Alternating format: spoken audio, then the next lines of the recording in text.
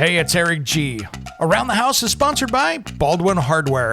For 75 years, Baldwin Hardware has been known for its first-class quality and craftsmanship in door and cabinetry hardware. As an alumnus of the Baldwin Hardware Design Council, I can say I have seen the details and quality from design to the finished product. If you're looking for a new style and old-world craftsmanship, I can tell you there is only one Baldwin Hardware.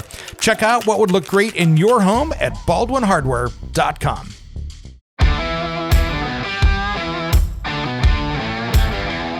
It's Around the House.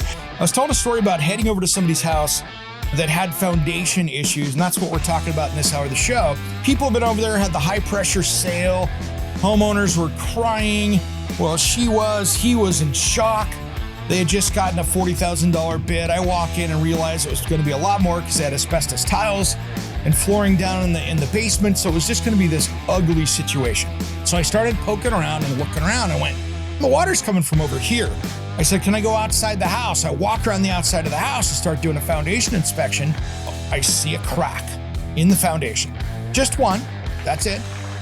When it comes to remodeling and renovating your home, there is a lot to know, but we've got you covered. This is Around the House. Around the House show is brought to you by Pyramid Heating and Cooling. Serving in Oregon, the Portland metro area, and Bend, Oregon, they are your one-stop shop for heating and cooling and indoor air quality. To find out more, head to pyramidheating.com. Oregon CCB 59382. Welcome to the Around the House show, the next generation of home improvement. Thanks for joining me today. I'm Eric G. If you want to find out more about us, head over to aroundthehouseonline.com. And of course, if you want to reach us here at the studio, 833-239-4144. That number again is 833-239-4144. And if you're brand new joining us today, thanks for tuning in. A little bit about us before we get started in today's show. So we have our national radio show here, which is Around the House, as well as the podcast, and of course, the television show Around the House Northwest, which we just last week finished episode 75, and we have almost 500 videos out there to help you with that home improvement project or some of those brand new materials and things you can do inside and outside your house, experts, everything else over there. And head over to Around the House Online for more information. Today, I wanted to give you the be-all, end-all of foundation repair and wet basements, the truth behind it. Because there is so much information out there, and it is one of those industries that there are so many great companies out there that do foundation repair, deal with wet basements, but there's also a small percentage out there that are not solution-based, but are very fear-based. And they will come in and tell you that your house is falling down. And I tell you what, this can be a massive problem. And so if you have foundation issues, I really want to help you out today and see if we can get you taken care of with more information here for you, because there is so many conflicting information. And then this is an industry that I have worked with companies on, so I know about it. I've been in the crawl spaces. I've been through the training and the seminars, so I know what many of the solutions are out there. And so let's try to take some of the fear about it away from it today. Let's take the fear away and talk about it. Now, there are many things that happen, but if you have a basement, I know for some of you people down there in California and some of the Southwest, which don't have basements, you are maybe slab on grade where it's just a concrete slab and maybe there's post-tension cables in it or whatever. That's what that is. But if you've got an older house, whether you're in anywhere in the country, this will apply to you. And a lot of it does even apply to crawl spaces in many situations. So these are things that you should be paying attention to. First off, if you have water in your basement, the first place I want to take a look, if you've got moisture down there, is take a look at the gutters going into the downspouts, going into a storm drain system. You should never have those downspouts dropping right next to the foundation. That will cause damage to the concrete. That will cause basement flooding. And you never want to have that drop right next to it. It's just not going to be a good thing. It's going to cause a ton of problems. It will degrade that. And that's a big issue that we had here in Portland in the major metropolitan area I'm in, they used to have the storm drain system and the sewer system go into the same plumbing system and go down. Then what would happen is we'd get heavy rains, we'd have a big storm, and it would overwhelm the system, and they'd have to drop that sewage into the river. It was rainwater and sewage because it was more they could handle. So at one point, they went around and gave people a tax break to remove themselves from that. But the problem was, is instead of making them put it into a storm drain system, they just dumped it right next to the home. So we have tens of thousands of homes in our cities here that were built with a system that took care of the water. Now it drops it next to it, and all of a sudden there is tons of foundation damage because they didn't inform people and they just worried about getting it disconnected, not about the foundation damage.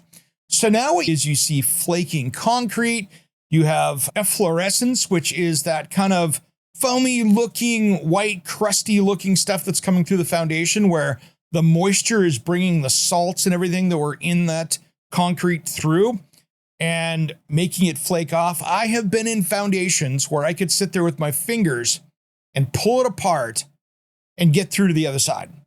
Not taking a screwdriver, just picking it apart and having it come apart. And that's really can be caused by that. Now, we also had some areas here, and this has happened in areas across the country. There's also an area here where people were buying concrete and they weren't using washed and clean sand. So it had salts and stuff in it. And that broke down earlier as well. So first off, make sure that you have those gutters going into downspouts that are now going into a storm drain system that takes that water at least 10 feet away and downhill. Now, you can run it out to the street if that is downhill, but here's the thing you need to talk to your city about, or your county or wherever. If that's going to go out, you don't want to have it running it right across the sidewalk, and talk to your people that manage the stormwater in the streets. Some places they have it. If you see, some neighborhoods, you'll go down and you'll go walking down a neighborhood and you'll see that there's these little holes in the curb, and that's where the water comes out into that storm drain system. So in that situation, you can run it out into the street, into the gutter system and go that route. Now, the second of all, many streets, they don't want that. So you can't drain it there, but you could drain it at the edge of the yard. And if it does soak into the yard, yeah, but you could get it so if it does overflow, it does go across the sidewalk into the street. The only thing is, if it's wintertime, that can cause ice in the sidewalk, which you could be liable for. Also could cause discoloration of the sidewalk, mold, moss growing on it. So just be very careful of what you're doing there. Know your rules and know where you can do, what you can do and what you can't do. Don't want to have to come back and do it or get a fine from the city on that, or the road department or whoever runs that for you. But really, taking care of that and getting that away from the house is good for your house. That is a great project, and it's a pretty easy DIY one. So all you need to do is grab PVC or ABS and run that down into basically that gutter system to go into the storm drain system. So you're just going to do that, get it away from the house. Then you can go into a perforated pipe or something like that to let it go back into the ground. And if you want to put it into a dry well, or have a pop up there where it will go up to the, downhill and away from the house, that's not a bad way to go either. So something to consider there.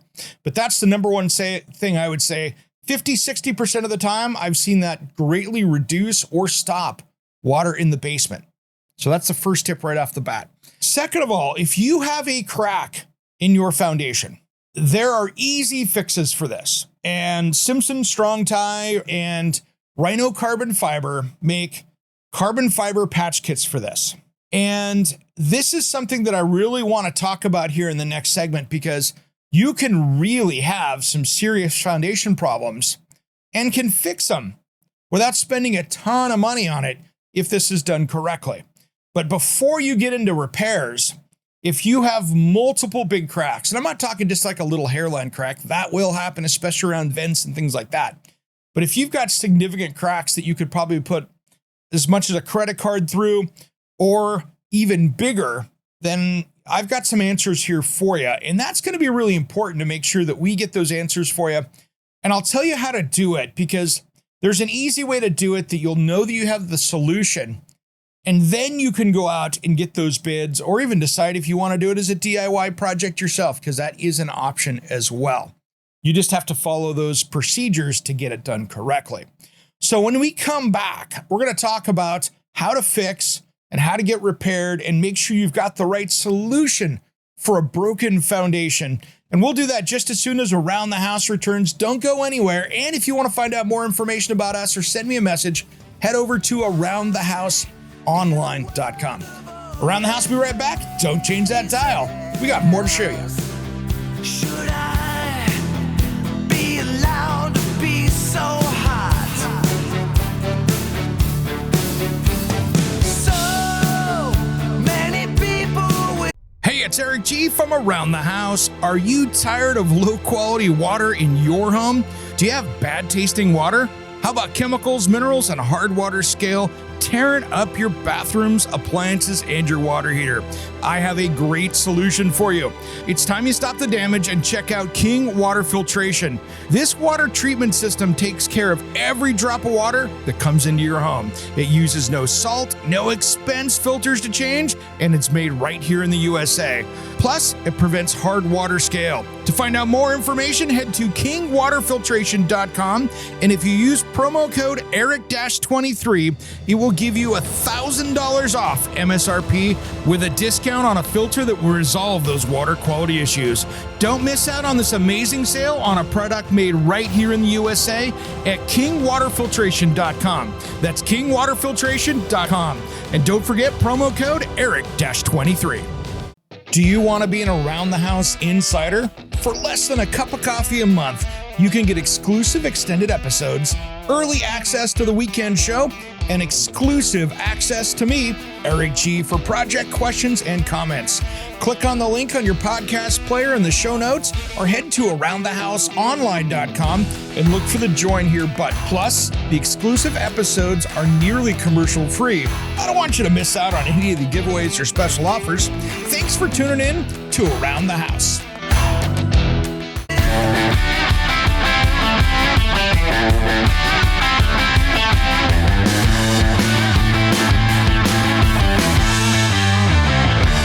Welcome back to Around the House Show, the next generation of home improvement. Thanks for joining me today. Hey, make sure you follow us on social media. Just look for Around the House. We are the original and only real Around the House show across the country out there. And we've been around here for, so many years. I am the fourth host of this show over the years, over the decades. And we have a great time here with the show. And hopefully we're helping you with information to help you navigate being a homeowner. And we do have a closed group out there as well. And that's on Facebook. It's called Around the House Nation. You can join us there. And if you're listening to the podcast out there, if you want to catch it early or hear some of these episodes where I did extended cuts, where we go on for extra minutes and some extended confirmation of that information for you, really that extra information that got cut out because we were too long in the show or whatever. If you want to hear those extended cuts, head over to Around the House Online, and for about a cup of coffee a month, you can be a part of that insider group there where you get the podcast a couple days early, as well as those extended cuts and any information out there that goes out. We've got some special stuff for you, and we will have some exclusive episodes coming up as well that I can't wait to show you as part of that. So pretty fun, pretty easy. And you get, some of those episodes, you get an extra 10, 15 minutes of information for you, almost like an extra segment. So there's a lot there for you. We've been talking today about foundation repair, wet basements, the truth behind all of that stuff. We were talking about gutters into downspouts and repairing cracks with carbon fiber. But here's the thing. If you have some serious foundation problems, my favorite way to do this is to go find a structural engineer first before you go out and get estimates. Have that structural engineer come in and take a look at what you have going with your foundation. That's a really big one right there, because they can come in and they're not there to sell you something. They are engineering. So they're going to tell you what the most cost-effective solution is to repair it. That will change everything. That way, then you can go out and get estimates on that repair. So if they come in and say, hey, you need to use this carbon fiber, you need to do this to patch those cracks, no big deal. But if you need to put in helical piers or something like that, now you know where to go. It'll save you a ton of time in doing this. So it could cost you hundreds to $1,000 to get that engineered solution. But the cool thing is if you go to sell your house, you could say, hey, here's the sheet. I fixed it right. Here's the engineered solution. Here's how we fixed it. You're good to go. and it's stronger than it ever was. That's the best way to handle that. So get that done first. Now, if you've got 2 or 3 cracks in it, what they usually will come in and do is will come in and they use carbon fiber. So what they do is they come in and clean up that foundation. They'll put a patch in there. For instance, I have used Cementol, in that. And so it's a concrete repair product. You wet the wall down, basically make it up into like a softball size. That way you have the right mixture. It's a thick paste of a high pressure cement, and you fill the crack with that first after you've cleaned it out. Then the next thing you do is after that's cured, you come in and put one directional or multi-directional carbon fiber over the top of that area. Sometimes you'll put it down the crack. Sometimes you'll put it down the crack and across it, depending which direction the crack goes. And that will give you strength in there, and it'll actually be stronger than the concrete around it. So that's a great way to do that. Now it's depending on which way the crack is going. If you have a crack that is going up and down, that's one thing. But if you've got it in the middle of the concrete wall where it's going left to, those horizontal cracks are a huge deal. That is buckling, and that is trying to collapse that foundation in. Now there's multiple ways of doing this to fix that. And this is where that engineer is going to come in. Many times you can come in and do strips of carbon fiber down that. That is one solution, and that will add that strength back in it. The next one is I've seen people come in with steel I-beams. They'll dig down, cut holes in the concrete floor, put some pieces in there of steel up and down, and help buttress that wall in there again. That's another way to do it. I've seen different ways of doing that. I've seen other steel systems. There's other steel interior wall systems I've seen used. Another solution, and I've done this in extreme cases and it works really well, is you can go in there and go with a new interior foundation wall. Now, this is what you do instead of lifting up a house. Instead of going in, there's no need anymore to come in there and jack the house up unless you're trying to move it or you want to raise the house up to give more space and give a better view. That's one way to do it. But what we've done in the past is we've actually came in and did a new interior foundation on the inside.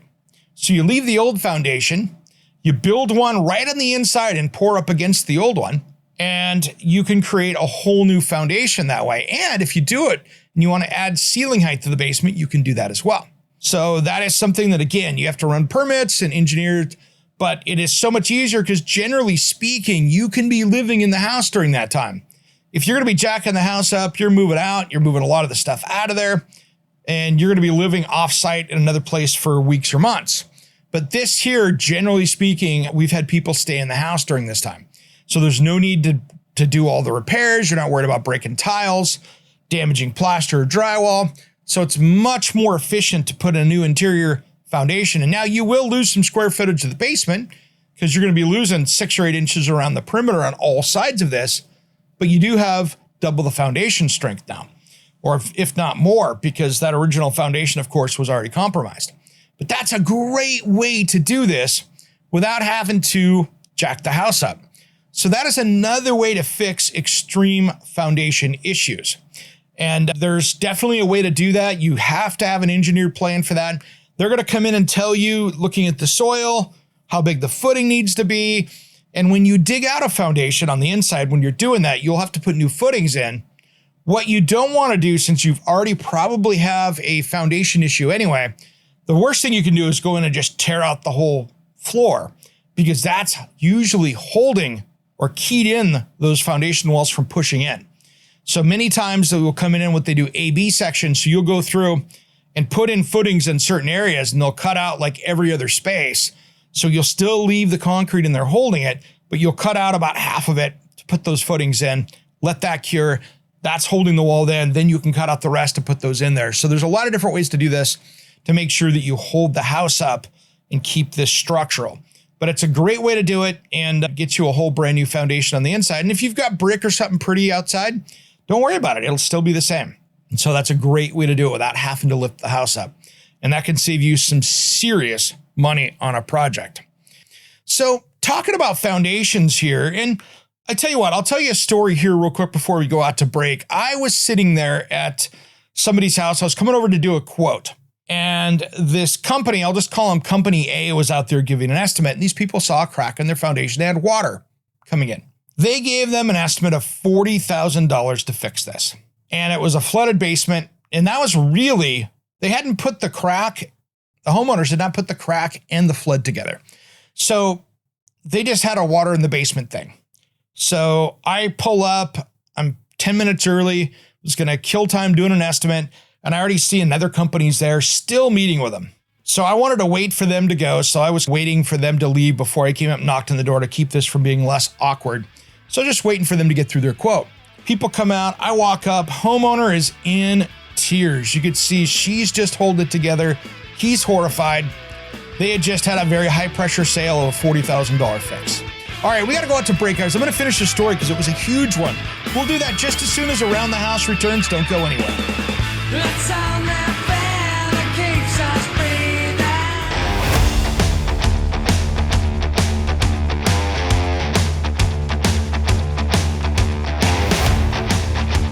Welcome back to the Around the House show, the next generation of home improvement. If you want to find out more about us, head over to aroundthehouseonline.com. We went out to break and I was telling a story. I want to catch everybody up to speed if you're listening to us on the radio. I was telling a story about heading over to somebody's house that had foundation issues. And that's what we're talking about in this hour of the show. And people have been over there, had the high pressure sale. Homeowners were crying. Well, he was in shock.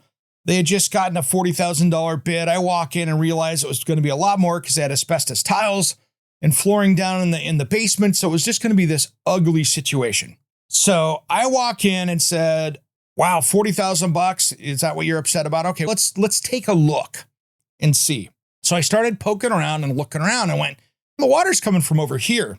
I said, can I go outside the house? I walk around the outside of the house and start doing a foundation inspection. And in there, it's a split level basement. I see around the window, I see a crack in the foundation. Just one. That's it.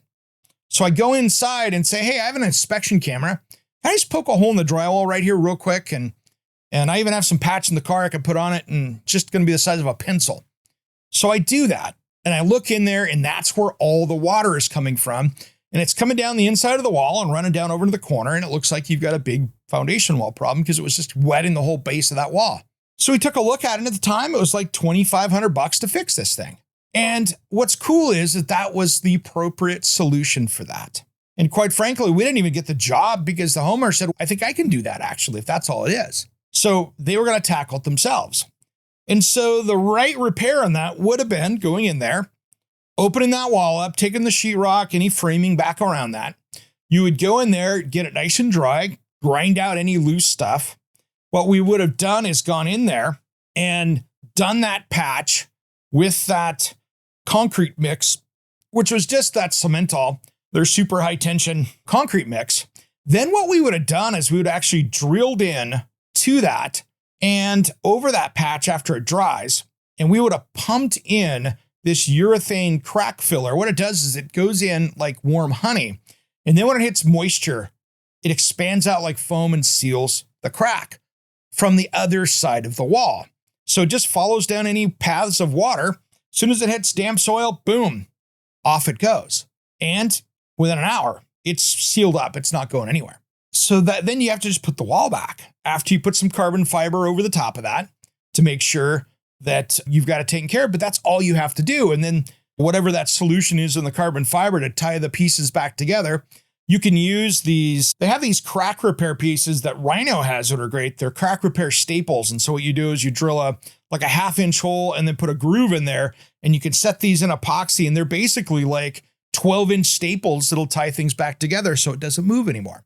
And you could put those in and then carbon fiber over the top or whatever you want to do and make that super strong that way.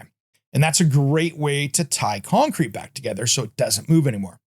And that would have been the solution. The solution that this foundation repair company had given in was to come in, rip out the walls in the entire basement, come down, put a perimeter sump pump in there and in a French drain system below grade. And that was their solution.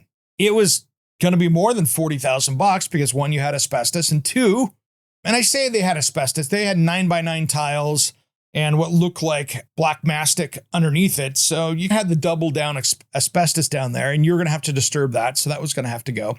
And then they had to refinish the basement. So that could have been an $80,000 project by the time they're all done or more. So this is where those things can get really expensive. And it was a quick and easy fix. And then they can remodel their basement when they want to. If they want to cover up that, they don't have to worry about it. Now, the one thing, we're going to go off here a little bit. I want to talk about this when it comes to basements. There is one thing that you really can't fix from the inside, and that is without getting in below grade. And I want to say that with an asterisk there, without going below grade, is that if you have a foundation that is leaking at the point where the floor hits the wall, that is usually what they call a dry joint right there, because they poured the walls first and then poured the floor down there second. So what happens is that dry joint, if you have a high water table, water's creeping in there. So the first thing with that, what you want to do is make sure your gutters are under control. Make sure you have no groundwater issues outside. We'll talk about controlling groundwater outside here in a little bit. But if you've got that all taken care of and it's still a high water table, guess what? Your best solution is going around the perimeter of the house on the inside and cutting the concrete and putting in a French drain system below that. Then you can put new concrete in and finish it as you would with a sump pump. And that way it's grabbing that water, going into a low point, and then pumping it out and away from the structure, 15, 20 feet away at least. And that way you're not getting the water back in there. But that's really the best way. Now, if you have the other one that you can't fix from the inside really at all is if you have a concrete block or a CMU block foundation. Because what happens is each one of those blocks have a little hollow spot on the inside. And most people did not fill those up with concrete or a slurry as they built them. So those can collect water, and you can have water leaking in one corner, and they can leak in between those blocks and come out a whole other place. So for that, really, you have to get outside, dig up that foundation, get down, waterproof it all the way down to the ground, and fix it that way. There's not really a great way to do block because you're just going to chase it forever. You can't use anything on the inside as a barrier to really keep that from coming in my experience, because it'll just chase you around anywhere. It's like having 1,000 leaks in a pool. You're just not going to get anywhere trying to do it. And so that's a big one right there. And let's talk about one other thing here too, while we're in this segment, before we go out to break here in a few minutes. Dry Lock is a great product to slow down humidity transfer from the outside of the house to the inside. But as good as it is, you can't really paint anything on the inside to not let water come through it. If you already have a leaky foundation, you are not going to paint on a product out there. In my experience, I haven't seen it work yet that will stop that. It will slow down moisture. If you got a high humidity basement and you want to cut the humidity down, sure, paint some stuff on it. It will help, but it is not the be all end all for humidity issues in a basement. So if you've got high humidity, sure, you can dry lock it. The issue though is that it's still going to push through. It's going to push the dry lock eventually out of the concrete. It will bubble up. You'll have issues, but really that's a minor difference. That stuff works, but it's not going to be a foolproof thing. If you have humidity over 60% in your basement, you'll still need a dehumidifier or proper airflow within the house so you can control that. There's not going to be a thing that stops that. But really, fixing the main issue and not covering up is your key to any foundation issue like that. Now, if you have a house, and I want to talk about this here, if you have a house that maybe has a hill that is going towards the house, or you've got a hillside or even a mountain that comes down, and for time to time, you get water that comes down in floods areas. I have had houses that I've worked with where they had groundwater that would continue like a stream coming down the hill into their backyard. And that was a huge issue. So what we did on that kind of situation is we did a French drain system because they're on a hill and it kept going towards the street. So what we did is we went in and dug a nice wide 18-inch wide trench. And we dug this trench all the way around the back and created a barrier, almost like a little reverse moat here. We dug that trench, came down the side, down the property line, and out towards the front. Then what we did is we put a French drain in the bottom of that with fabric, And then we put not gravel, but rock, because we wanted that rock to look like a decorative piece, but we wanted to give it a space so water could go down in there, surface water all the way down into that, could go into it and collect that water and keep it from going to the house over the top. So what happened is the water would come down, it would come down the hillside, hit that rock barrier, and the water would go down into those rocks through that 4-inch pipe and out towards the front. Now, if you don't have that, you could put it into a big sump pump dry well type thing where it gets overflowed and it'll pump out and send it to another area. You could do that as well. But those are all secrets to making sure that works. And you can control groundwater that way. If you have a spot that every time you get heavy rains in the back because it's low, or it's out front where it's low, and you need to control water and get it someplace else, that's a great way to do it because it looks like landscaping. All right, Around the House could be right back after these important messages. If you want to find out more about us, head over to aroundthehouseonline.com. We'll be right back. Joe, change that dial. You threw my clothes out on the lawn.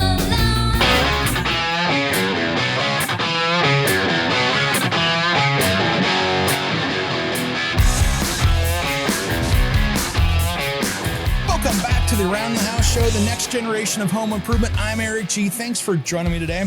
We've been talking about foundation repair, wet basements, the truth behind all of it. And we've been diving into some big rabbit holes here. And hopefully these are things that I can help you fix these issues around your house, because these foundation issues can be really scary, and they can be even more scary when you bring somebody else that is a fear-based contractor trying to get your hard-earned money when there are simple solutions at times for fixing this. Now, these are things, there's a lot of materials out there that can be used for foundation repair. And even if you've got unreinforced buildings, and there are products out there, if you're trying to make something that is earthquake friendly, there are a lot of products like carbon fiber. There are fiber reinforced products that can be sprayed on walls. Simpson Strong Tie has one. It is a really cool product, and it's something that's been used in commercial buildings. And I've seen it. They just used it up in Seattle to fix a bridge. They were trying to put it was a car bridge, and they converted it over to their light rail system. Didn't make traffic any better, but they did get the light rail system across that bridge. But what they did is they had to come in and straighten the concrete because they realized that they were overbuilding on this bridge that was existing. So they have this product that is something that if you have a brick building and you're trying to get it up to earthquake code or future earthquake code, it's a basic carbon fiber concrete mixture. And so what they do is they come into this backside of a brick building, like the inside of it, and they put almost like shotcrete. They spray this carbon fiber mixture of concrete on the wall. They press in a carbon fiber mesh into that, start to secure a little bit. Then they come back and spray over the top of it to the certain engineered mill thickness. And what this does is this adds strength to the building, and it gives it basically a glue to the inside that holds all this brick together so it can withstand an earthquake. And so this is good for brick, block, concrete. They just did that on that bridge up there. They went around and did the outside pilings of the bridge because they were too small and they needed to make them stronger. So they went around and did that. And it's a great solution. I have worked with the product. It is not a DIY product. Contractors that are experienced, and there's a handful of them in the country, it is a rough product to work with. It is tough. Trying to get that mixture, and we had a pallet of it, and I was with a company. We played around with it to see if we could use it. Holy smokes. It was hard to work with. But technology does that, and maybe it's easier now, but it was a hard product to get right to spray out. And maybe we didn't have the right pump or whatever it was, but we were trying to play with that. And it works really well, though. It is something that is an engineered solution. So if you've got a commercial building or a brick house that's maybe in Southern California or anywhere in a earthquake zone, Simpson Strong Tie does have some great products for that. Now, you can go through, I've seen companies go through and put in layers of carbon fiber or strips to hold things together. And that's a good way to, after an engineer has drawn out what needs to be done, it's a good way to tie things together so they don't move. So That's really cool how you can go through and do that with a building and take something that might have to be torn down because it won't meet code, or it could fall down and hurt people, and make something that's going to be much more stronger for the next big one. And that's something I wanted to talk about here as well is earthquake retrofits with a foundation. And this is something that companies go out and do. But if you're going to tackle this as a DIY project, if you have a crawl space or a basement, there are brackets that you're going to do that ties the sill plate down to the foundation. Here's the thing. Before the 1970s, most homes, only the house weight is holding that house on the foundation.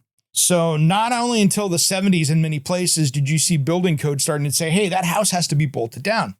And if you watch the news with a tornado or a hurricane, you'll see a perfectly looking house laying in the middle of the street. And you're like, how did that get out there? It's because the winds exceeded, or water and winds exceeded the weight of the house, and it blew it off or floated it right off the foundation. So you can go through and tie this down. And so some companies will go through and they'll tie that sill plate down, but there's so much more that needs to happen.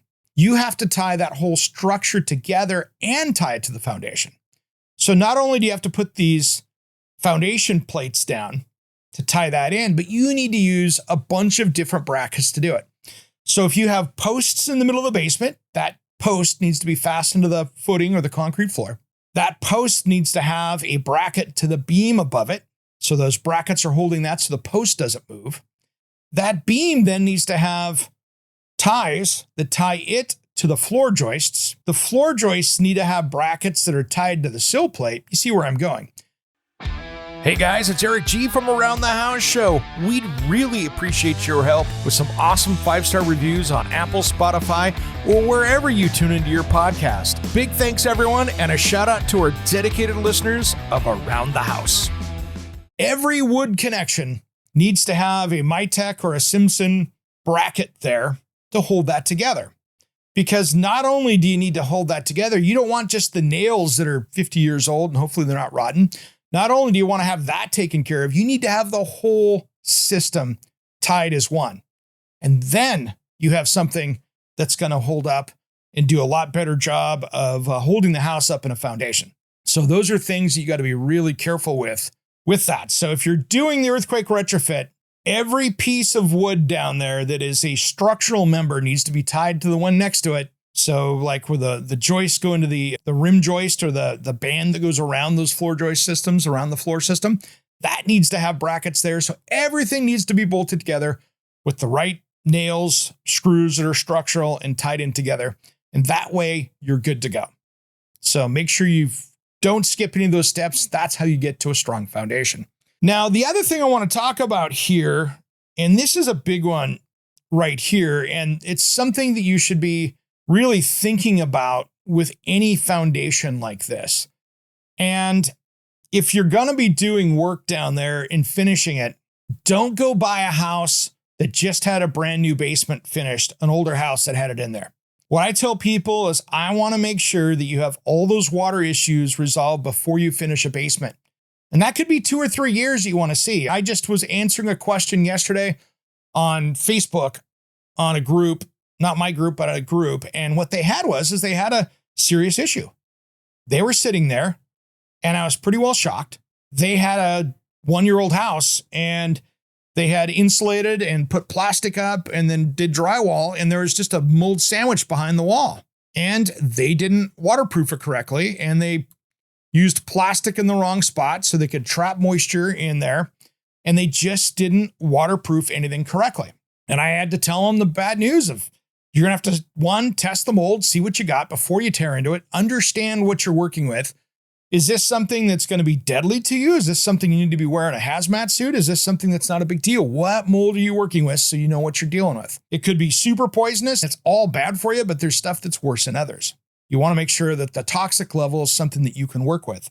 So test that mold, and then you're going to be tearing out and seeing how far it goes. Now that might mean using an inspection camera, making a tiny hole and seeing, or it means you're opening the whole walls up. Maybe you got to strip that whole basement down to the studs or beyond that to get that taken care of. But really, you can't, I never recommend plastic down there because anytime you're putting plastic up and you're encapsulating insulation in behind it, you've got an issue right there. So anytime that you have that, you have got just the recipe for a mold sandwich. So you need to be really careful. And that needs to be an engineered solution that works for your area. Because in certain areas, you have, it's interesting. Basements are crazy when you get into frost heave areas. I know of areas, and some of you guys go, yeah, that's how my house is. And that's awesome, that they have to plan for that floor to raise inches because of frost heave. It's going to actually raise that floor up inches. So everything in the basement has to float. So you need to understand what has to go on in your area to make sure that you have a building that's going to withstand what Mother Nature is going to toss at it. So you don't want to have moisture coming through that wall. You don't need it in the space. And if it's going to go into a system, then it needs to go into a system that's going to go down into maybe one of those trough gutter systems that are below grade to catch it. I want to make sure that you don't have a mold sandwich growing back there and create a sick house atmosphere for you and your family. So spend some time, understand it, deal with some building science experts in your area, understand what's going to move, what's not going to move, and spend a few seasons making sure that that basement is not going to pour a bunch of water through it or move up and down or anything like that, so you understand it. That way you can have a safe place that you're living in, and you have something that's going to be comfortable, and you're not doing it again. Can't tell you how many times I see people buy a house that was a house flipper house, and 6 months or a year later, they're tearing the basement out and going after the house flippers because they have a moldy basement because nobody paid attention to that in January, February, that basement floods and everything has to come out of it. And all those new materials are going in a dumpster because it got ruined. So I just want to make sure that we fully understand what goes on before we finish it. Thanks for tuning in to Around the House. We have one more hour to go. Come on.